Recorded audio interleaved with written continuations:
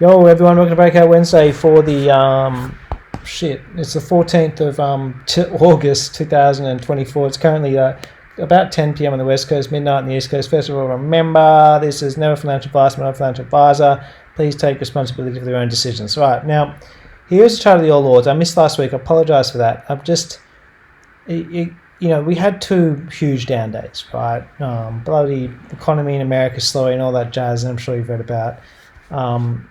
It always happens in uptrends. You're always going to get the odd little correction, and it's just no biggie. The long-term account, I just see it as a good thing, because it gives me opportunity to add to my favorite things, right? Like, so what did I do when it was falling? I picked up a little bit of IVV. I didn't get it on the blows, I'd love to say I did, but that would be complete bullshit. I got it on this day here, and that's okay. I still got it. I believe a decent price, and I just think that in the long run, Warren Buffett is right, and that it's not risky being in IVV in the long run. It's risky to not be in it, because statistically this thing outperforms nearly everything out there. And for my self-managed super money that I just don't want to think about and have to worry about, and I certainly don't want to be actively trading my self-managed super fund because I've got enough shit going on in my trading account. I just like picking this and dollar cost averaging. I just don't want to pick it up at new highs. I love just drop a little bit and just dollar cost average. If it drops more, dollar cost average again. Okay, I probably should have picked some more QQQs up, like the Nasdaq when it fell to its 200-day. I missed it. I thought we might get some hysteria and I might just get some down here, but I didn't. But we'll just see. If it comes back down, I will dollar cost average into that again. And just quickly, just some of the stocks I've been talking a lot about lately. REA back at all new highs. There's an old saying that after any correction, the stocks that are making new highs first are the leaders that you want to be in. And I just think REA is going to do well. I've already talked about it. I've got two passes I picked up in the self-managed super fund. I'm sitting with it, and it's one of my bigger positions there, and we'll see how she goes.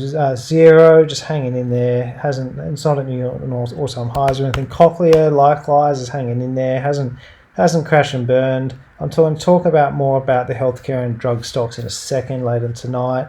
What is not working is the big miners, right? The BH. I mean, shit. I was talking 2 weeks ago about this base here, and if it, but breaks below these lows, that that it could be in some pain. Okay, so I've got a long-term position in this. I've hedged the shit out of this now. Okay, and I should talk about that. I've kind of talked about it a little bit, touched on it, but that's kind of what shorting is for in many ways.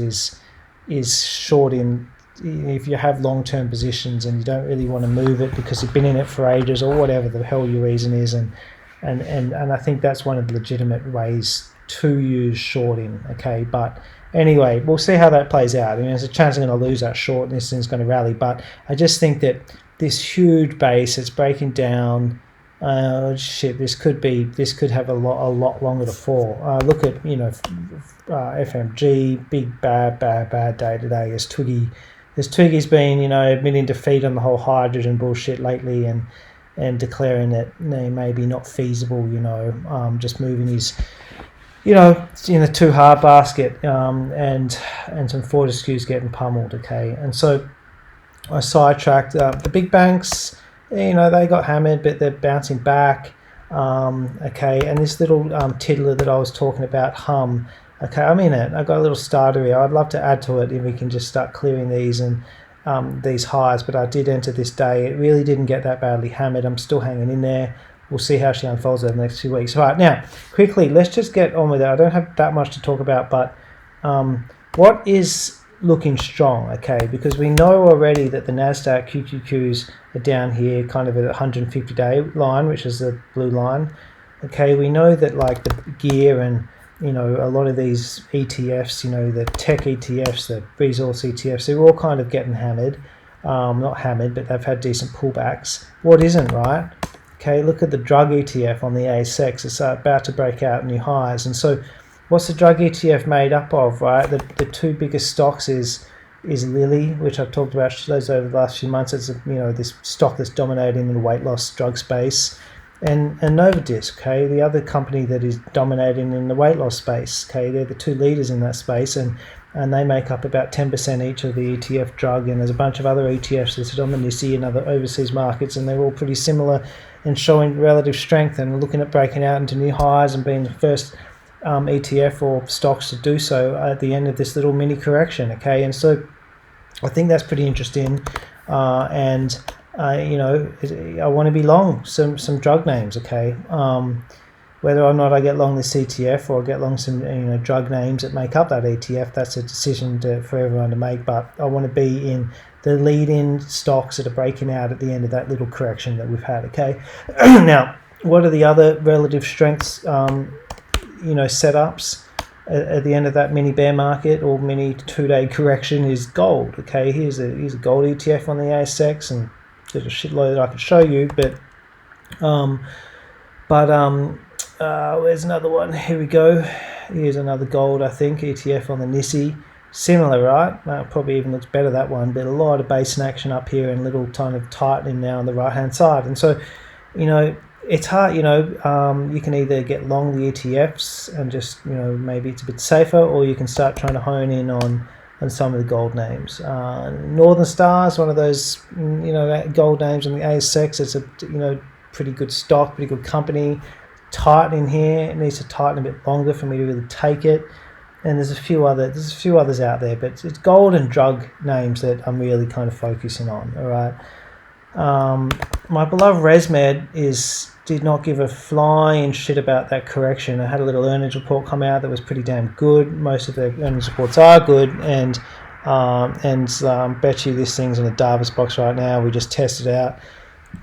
It is, right, and so it's so cool being able to scan any chart for Davis box, but ResMed, great company, great stock, and it's sitting here in a Davis box. Is one of my longest held positions of my lifetime, as I've talked about too many times, but no plans to ever sell that thing.